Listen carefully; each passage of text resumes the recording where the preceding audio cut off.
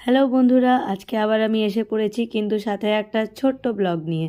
আর আজকের আমার এই ব্লগে আমি তোমাদের সবার সাথে শেয়ার করে নেব আমাদের একদিনকার লাঞ্চের একটা এক্সপিরিয়েন্স। আমি, মাম্পি ও আর বিজয় আমরা চারজনে চলে গিয়েছিলাম এক জায়গায় লাঞ্চ করতে, যেখানে লাঞ্চের থালিতে ছিল অনেক রকম উপকরণ, কিন্তু আমরা সাথে কিছু মাছ এক্সট্রা অর্ডার দিয়ে নিয়েছিলাম।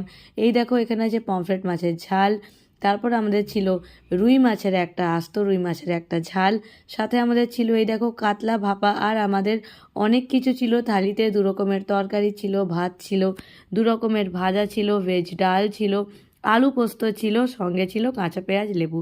এই দেখো এখানে এটা হচ্ছে এখানে বাইরের এরিয়াটা, কিন্তু আমরা ভিতরে বসেছিলাম। তোমরা চাইলে এখানে বাইরেও বসতে পারো। আর এখানে কাউন্টারে অনেক কিছু ছিল, স্ন্যাক্স আইটেম ছিল, চকলেটস ছিল, মিষ্টি ছিল। এই দেখো বাইরে বসে অনেকেই এখানে খাওয়া দাওয়া করছিল, কিন্তু আমরা সেদিন ভিতরে গিয়ে বসেছিলাম।